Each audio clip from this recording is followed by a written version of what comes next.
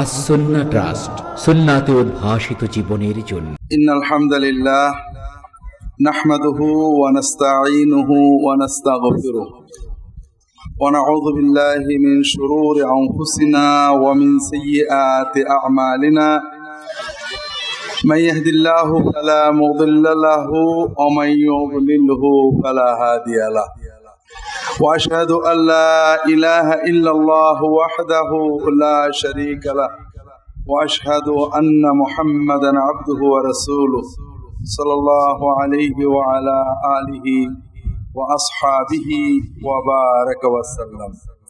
আম্মা বা'দ, আমরা আল্লাহ তাআলার দরবারে শুকরিয়া জানাই যে আল্লাহ তাআলা আমাদেরকে এই সুন্দর মাহফিলে বসার তৌফিক দিয়েছেন। আলহামদুলিল্লাহ। বর্তমানে এই সময়ে কোন মাহফিলটা যে হবে আর কোনটাতে বৃষ্টিতে নষ্ট হবে কেউ বলতে পারে না। আমরা 12 বাজারেও বৃষ্টি দেখে আসছি, 12 বাজার পার হয়ে বৃষ্টি দেখলাম মাটিতে রাস্তা ভিজা। আবার আমাদের ঝিনাইদহে বৃষ্টি নেই, আলহামদুলিল্লাহ। আপনাদের এখানেও নেই। তা আল্লাহ তাআলা যে আমাদেরকে যথাসময়ে আল্লাহ তাআলার দ্বীনের কিছু কথা শোনার জন্য এখানে আসার তৌফিক দিয়েছেন, বসার ব্যবস্থা করেছেন, এই জন্য আল্লাহ তাআলার দরবারে শুকরিয়া জানাই। আলহামদুলিল্লাহ। ভাইয়েরা, আমরা সাধারণত ভালো কথা শোনার সুযোগ পাই না। সকাল থেকে রাত পর্যন্ত টেলিভিশনে অনেক কথা হয়, কিন্তু ভালো কথা হয় না, সব গুনার কথা। চায়ের দোকানে অনেক কথা হয়, কোনো ভালো কথা হয় না, সব গুনার কথা, পরের সমালোচনা, গীবত, আজে বাজে কথা, ঠিক না ভাই? সাধারণত আমরা ভালো কথা শোনার সময় পাই না, সুযোগ পাই না। যখন পাই যে একটা ভালো কথা শুনি, তখন যদি সেটা অন্য মানুষের দোষ ধরার নিয়েতে শুনি, তাহলে ও আর ভালো হলো না, হলো নাকি? এই জন্য আমার অনুরোধ হলো, আমরা সবাই আমাদের অন্তরগুলোকে আল্লাহ তাআলার দিকে রুজু করি, যে আল্লাহ দু একটা কথা শুনবো, নিজের আমল সংশোধন করে, নিজের কালকে সংশোধন করে, তোমার দিকে মনটাকে রুজু করে যে আমল করলে করা যায় সেই আমল করার তৌফিক তুমি আমাদের দান করো। কিছু প্রশ্ন আগেই আমি আলোচনা করব, এরপরে আল্লাহ তাআলা তৌফিক দিলে দু একটা কথা বলবো ইনশাআল্লাহ। আপনার বিরুদ্ধে অভিযোগ রয়েছে আপনি ফুরফুরার আগের জিকির বদল করে ফেলেছেন, এ কথার জবাব কামনা করছি। আমি ফুরফুরার কে জিকির বদল করব? ফুরফুরার পীর সাহেব যদি জিকির বদল না করে আমার ক্ষমতা আছে বলেন? আর ফুরফুরার পীর সাহেব যদি আমার মুরিদ হয়, তা আপনাদের সমস্যাটা কি? আপনারা মুরিদ হয়ে যান। ফুরফুরার জিকির তো আর আব্দুল্লাহ জাহাঙ্গীর চেঞ্জ করতে পারে না। কে করেছে? পীর সাহেব করেছে, ঠিক না? পীর সাহেব লিখে দিয়েছে যে আমার মুরিদেরা এই জিকির করবে। এখন যদি আপনারা মনে করেন আব্দুল্লাহ জাহাঙ্গীর ফুরফুরার পীর সাহেবের নষ্ট করে ফেলেছে, তো যে আব্দুল্লাহ জাহাঙ্গীর এত বড় পীর সাহেবের নষ্ট করতে পারে, আপনাদের সবারই তো তার মুরিদ হওয়া উচিত, ঠিক আছে না? আসলে কথা তা না। আপনাদের চেয়ে আপনাদের পীর সাহেবের কলব আরো অনেক সাফ। তিনি যখন দেখলেন কিছু জিকির আছে যেটা জায়েজ তবে সুন্নত, তিনি সুন্নত জিকির দিলেন। আমি বলছি যখন এটা জায়েজ আছে, তিনি বললেন যে বাবা আমি জায়েজটাই বুঝি না, আমি চাই সুন্নত, যে আমল করে আমার মুরিদ সওয়াব পাবে, আমি সওয়াবের অংশী হব, এই রকম আমল আমি চাই। এই জন্য তিনি পাল্টিয়েছেন। পাল্টিয়ে যেটা দিয়েছেন, আসল কথায় আসে, সেইটা কোনো খারাপ কিছু। আপনার কথা বুঝতে পারছেন? ফুরফুরার পীর সাহেব জিকির আগেরটা পাল্টিয়ে এখন যেটা দিয়েছেন, এই জিকির না জায়েজ কোন জিকির আছে কিনা? আছে? আছে নাকি? এমন কোন জিকির আছে কিনা যেটা নবীজি করেননি? আছে নাকি? সবই তো সুন্নত জিকির আছে। একজন যদি একটা ভালো জিনিস দেয়, আপনারা আপত্তি করবেন? হ্যাঁ, আপত্তি করতে পারেন যদি মনে করেন নবীরটা ভালো না, নবীরটা ভালো না, এতে কাজ হচ্ছে না, আগের যেটা ছিল ওইটা ভালো, তাহলে বুঝতে হবে আপনার ইমানটাই নষ্ট হয়েছে। কথা বোঝেন? একজন লোক নামাজ পড়ে, একজন লোক নামাজ পড়ে, নামাজ আমরা সবাই পড়ি, কোনো কোনো জিনিস ভুলভ্রান্তি করা যায়, কিছু জিনিস জায়েজও আছে, যেমন সুন্নত নামাজ ঘরে পড়া, মসজিদে পড়ায় কোনো প্রশ্ন নেই। মসজিদে পড়লে 4 রাকাত সুন্নতের সওয়াব হবে, আর ঘরে বা দোকানে বা অফিসে পড়ে জামাতে গেলে 4 রাকাত সুন্নতের সওয়াব হবে, আর সুন্নত জায়গায় পড়ার কারণে এক্সট্রা সওয়াব। তাহলে সওয়াব কোনটি বেশি? কারণ ঘরে পড়া নবীজি সাল্লাল্লাহু আলাইহি ওয়াসাল্লাম শিখিয়েছেন যে সওয়াব বেশি। ভালো। এখন একজন লোকেরা জানে না, অথবা সে দরকারের কারণে মসজিদেই পড়ে, আপনি তাকে একটা সুন্নত আমল শিখাই দিলেন যে বাবা যদি সুযোগ থাকে তুমি ঘরের থেকে সুন্নত পড়ে মসজিদে যাও। আগের চেয়ে এই কাজটা ভালো না খারাপ? ভালো হলো। এখন যদি আপনি এই সুন্নতটাকে ঘৃণা করেন, না আগেরটাই ঠিক, আমার পীর সাহেব, আব্বা পীর সাহেব, দাদা পীর সাহেব সবাই মসজিদে পড়তো, এ কি উল্টো পাল্টা কথা বললো, আগেরটাই ঠিক ছিল, নবীরটা ঠিক না, তাহলে ঈমান কি আপনার থাকলো? আগেরটা খারাপ ছিল না, কিন্তু বেশি ভালো কোনটা? নবীরটা। কাজেই আমার বিরুদ্ধে অভিযোগ না করে নিজেদের ঈমান সংশোধনের চেষ্টা করেন, যে নবীরটা পাইছি আলহামদুলিল্লাহ, এতদিনও ভালো ছিল, এখন বেশি ভালো, এইটার অন্তত ঈমান আনা উচিত নাকি বলেন? আর একটা কথা হলো, হানাফিরা আহলে হাদিসদের গালি দেয় আর আহলে হাদিসরা হানাফিদের গালি দেয়। এই গালি দেওয়া কতটুকু বৈধ? এই গালি দেওয়া খুবই ভালো কাজ, এতে মাশাআল্লাহ তাবারাকাল্লাহ শয়তান খুবই খুশি হয়। বুঝেছেন? আমরা যে গুনাহগুলো করি, কিছু গুনাহ আছে যে গুনায় দুনিয়ায় লাভ আছে, আখিরাতে শাস্তি আছে। যেমন আপনি ওজনে কম দিয়ে বা ফাঁকি দিয়ে 200-500 টাকা আদায় করে আনলেন, গুনাহ হলো না সওয়াব হলো? কিন্তু ওই 500 টাকা দিয়ে মিষ্টি কিনে তো খাওয়া যাবে, হ্যাঁ খাবে না? 1 কেজি গরুর গোশত তো খাওয়া যাবে, তো লাভ তো হইলো, দোজকে নাই গেলাম, দুনিয়াতে কিছু পাইলাম। আর কিছু গুনাহ আছে যেটা দোজকেও যাবো, দুনিয়ায় কিছু পাবো না, এইরকম একটা গুনাহ হলো গালাগালি করা। গালাগালি করে আজ পর্যন্ত আমরা 200 টাকা 500 টাকা পেয়েছেন কেউ? হয়েছিল? কিন্তু মহা হারাম গুনার কাজ। আর একটা জিনিস বলি, কিছু গুনাহ আছে আল্লাহ তওবা করলে মাফ করে, সেগুলো কি? মদ খেয়েছেন, তওবা করবেন, মাফ করবেন। আর কিছু গুনাহ আছে আল্লাহ তওবা করলেও মাফ করবে না, যার অন্যায় করেছেন সেই মানুষটা মাফ না করা পর্যন্ত। গালি হলো ওরকম গুনাহ, যারা গালি দিয়েছেন সে মাফ না করা পর্যন্ত আল্লাহ মাফ করবে। যেটা বলছিলাম ভাই, গালি দেওয়ার সে মদ খাওয়া বেশি ভালো না? অন্তত মাপের আশা থাকে, গালি দিলে তো মাপের আশা থাকে। দুর্ভাগ্য যে আমরা যারা ইসলামের বেশি ক্ষতি করে, সুদখোর, ঘুষখোর, আচ্ছা বলেন হানাফি মনে করেন, আমরা সবাই হানাফি, দাড়ি চাচা বেশি গুনাহ না রফা দাইন করা বেশি গুনাহ? হানাফি মাযহাব অনুযায়ী বলবো, কিতাব দিয়ে প্রমাণ দিতে হবে, দাড়ি চাচা বেশি গুনাহ না রফা দাইন করা বেশি গুনাহ? কোন হানাফি কিতাবে নেই রফা দাইন করলে 100 টাকা গুনাহ হবে, আর হানাফি কিতাবে সব আছে দাড়ি চাচা কবিরা গুনাহ। আর আপনার মসজিদে দাড়ি চাচাও আছে, রফা দাইনও আছে, আপনি দাড়ি চাচার গালি দেন না, রফা দাইনের গালি দেন, আপনি কি হানাফি? আবু হানিফার মানেন আপনি? মোটেও না, আপনি শয়তানের মুরিদ।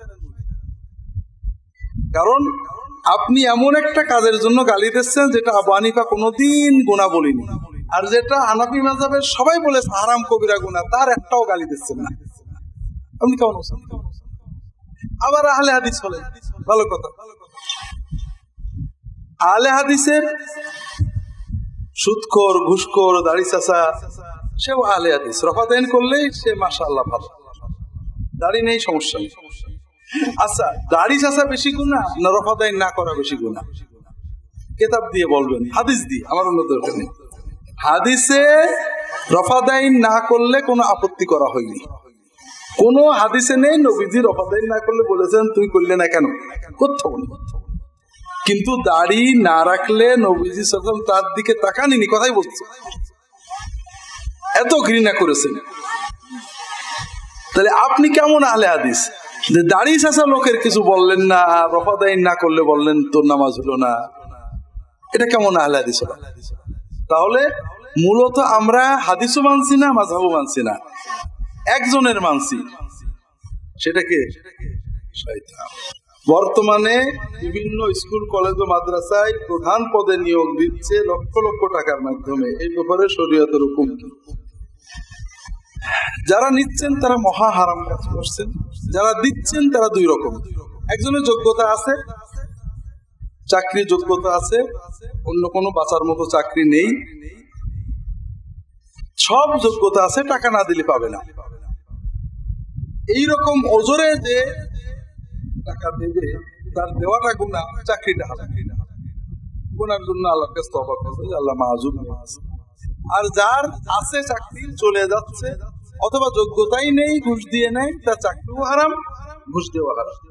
আত্মশুদ্ধির জন্য বায়াত হওয়া লাগবে কিনা, এলাকায় বিষয়টা নিয়ে ফিতনা হইতেছে, শরীয়তের দৃষ্টিতে বিষয়টা আমাদের বুঝাইয়া দিলে ভালো হয়। আত্মশুদ্ধির জন্য বায়াত লাগে, এটা কোরআন, হাদিস, ইজমা, কিয়াস কেউ নেই। আবু হানিফা আত্মশুদ্ধির জন্য বায়াত করেননি, শাফিঈ আত্মশুদ্ধির জন্য বায়াত করেননি, আহমদ ইবনে হাম্বল করেননি, আব্দুল কাদের জিলানী আত্মশুদ্ধির জন্য কারোর কাছে বায়াত করেননি। এই বায়াত জিনিসটা কোনোদিনই ছিল না। রাসূলুল্লাহ সাল্লাল্লাহু আলাইহি ওয়াসাল্লাম বায়াত করতেন নবী হিসেবে, রাষ্ট্রপ্রধান হিসেবে। রাসূলুল্লাহ সাল্লাল্লাহু আলাইহি ওয়াসাল্লামের ওফাতের পরে ইসলামের প্রথম 700 বছর, কথা শুনছেন, ইসলামের প্রথম 700 বছরে রাষ্ট্রপ্রধান, খলিফা, আমিরুল মুমিনিন ছাড়া কোনো মানুষ কখনো বায়াত নেই। কারণ হাদিসে আসছে আমিরুল মুমিনিন থাকতে কেউ বায়াত নিলে তাকে কত। এই জন্য যতদিন ইসলামী রাষ্ট্র ছিল, আব্বাসীয় খেলাফত পর্যন্ত ছিল, তাতারদের আগমনের আগ পর্যন্ত কোন মানুষ কখনো আত্মশুদ্ধির জন্য বায়াত নেই। এরপরে এই বায়াত প্রথা আসছে 200-300 বছর, এটা ছিল। আত্মশুদ্ধির জন্য প্রথম যেটা লাগবে, আপনি রাসূলুল্লাহ সাল্লাল্লাহু আলাইহি ওয়াসাল্লামের সুন্নাত অনুসারে চলবেন। আমি বলবো আত্মশুদ্ধির জন্য সামান্য কিছু বিষয় যদি মনে থাকে, কোরআন সুন্নাহ মতো জীবনযাপন করবেন, এটা বড় আত্মশুদ্ধি। আত্মশুদ্ধি মানে কি? আপনার আত্মা শুদ্ধ হলো, এই তো। শুদ্ধ হবে কিসের থেকে? ময়লা থেকে। ময়লা থেকে। আপনার সারা গায়ে গু মাখা আছে, কাপড়ে গু, গায়ে গু, আপনি নাকটা খুব সুন্দর করে পরিষ্কার করছেন আর আতর দিচ্ছেন, আপনার দেহ শুদ্ধি হচ্ছে, ঠিক না? আপনার প্রথম কাজ ছিল গায়ের গু ধোয়া, এরপরে আতর টাতরের চিন্তা করে নিতে হবে। আপনি সারা গায়ে কাপড়ে গু লেখে খুব পাউডার দিচ্ছেন, মুখে লিপস্টিক দিচ্ছেন, এটা থেকে আত্মশুদ্ধি হবে, দেহ শুদ্ধি হবে। আমাদের আত্মার প্রথম ময়লা হলো একজনের বউ। বউটা ভালো না, বরের সাথে ঝগড়া করে, এমন বউ আছে না নেই? সবাই ঝগড়ার জন্য বউ তালাক দেয়, এরম বর কয়টা আছে? বউ টুকটাক মাঝে সাথে লাগে, কিন্তু বউ যদি অন্য লোকের সাথে প্রেমের দৃষ্টিতে তাকে আর গল্প করে, সেই বউ কি বর রাখতে চায়? বউ কথাবার্তা ঠিক করে শোনে না, অন্যায় করে, রান্না বাড়াও এত ভালো না, তারপরেও সহ্য করা যায়। কিন্তু বউ আর একজনের সাথে লাইন ঘাট করে। স্বামী জানে যে আমার বউ দেওরের খাবার দেয়, আমার বন্ধু গেলে কথা বলে, জানে, মাইন্ড করে না। কিন্তু যদি স্বামী দেখে আমার বউ দেওরের দিকে এমন ভাবে তাকাচ্ছে যেরকম করে আমার দিকে তার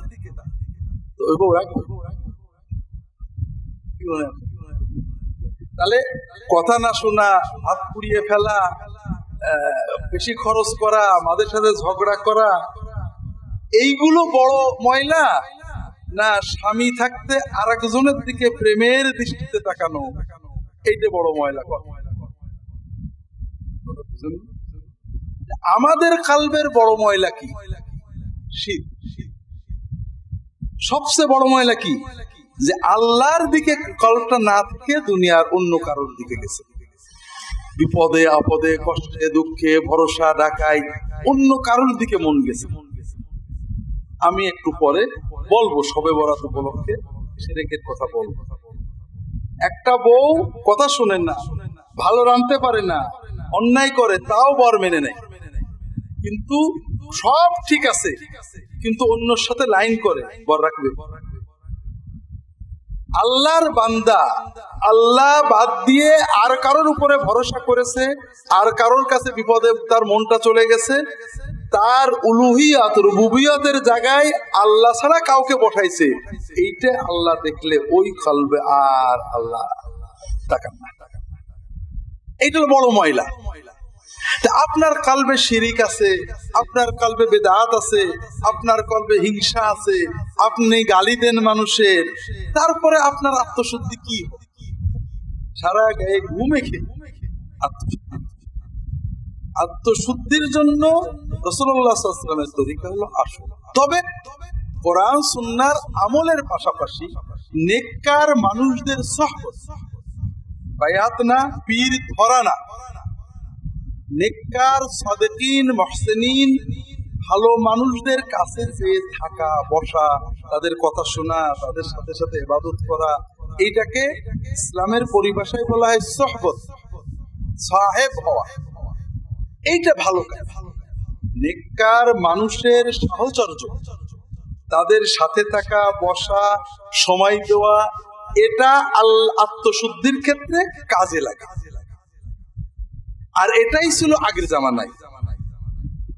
এই একজন পীরের মুরিদ হওয়া এটা অনেক পরে আসছে। কেউ যদি সহবতের নিয়তে কোনো ভালো নেককার আল্লাহওয়ালা আলেম পীরের কাছে যায়, এটা সরাসরি খারাপ কিছু না। তবে যদি পীরকে আল্লাহ এবং বান্দার মাঝখানে মধ্যস্থ মনে করে, পীর কিছু করে দিতে পারে মনে করে, তাহলে এটা ঠিক। তবে সকল ক্ষেত্রে আত্মশুদ্ধির জন্য বায়াতের কোনো গুরুত্ব নেই, বরং আপনাদের একটা হক কথা বলবো, সেটা হলো সুন্নতের বাইরে যেখানেই যাবেন কিছু সমস্যা হবে। রাসূলুল্লাহ সাল্লাল্লাহু আলাইহি ওয়াসাল্লামের সাহাবী, তারা তো নবীজির সাহাবী ছিলেন। রাসূলুল্লাহ সাল্লাল্লাহু আলাইহি ওয়াসাল্লামের ইন্তেকালের পরে তাবেঈনরা, হাসান বসরি, তার আত্মশুদ্ধি ছিল না। হাসান বসরি কিন্তু একজন পীর ধরেন, বিভিন্ন সাহাবীর সহবত। আবু হানিফা একজন ধরেননি, বিভিন্ন তাবেঈ সাহাবীর সহবত নিয়েছেন। তাহলে সুন্নত কায়দায় আত্মশুদ্ধি করতে গেলে একজন পীর ধরলে হবে না, সমাজের হক্কানি ভালো সৎ বিভিন্ন পীরের সহবত নেবে, এটাতে বেশি ভালো হবে। একজনের আপনি বেশি মহব্বত করেন, কিন্তু অন্যদের কাছে যাইতে হবে। আলেম ওলামা নেককার মানুষ যার কাছে গেলে আল্লাহর ভয় জন্মে যেতে হবে। একজন পীর ধরলে, একজনকে আইকোট করে ধরলে দুটো সমস্যা। আমরা মুরিদ বলি না, মুরিদ মানে কি? ইচ্ছা করে, যে চাই, বুঝেছেন? আর মুরাদ মানে যাকে চাওয়া হয়। আপনি মুরিদ, আপনি চান, কাকে চান?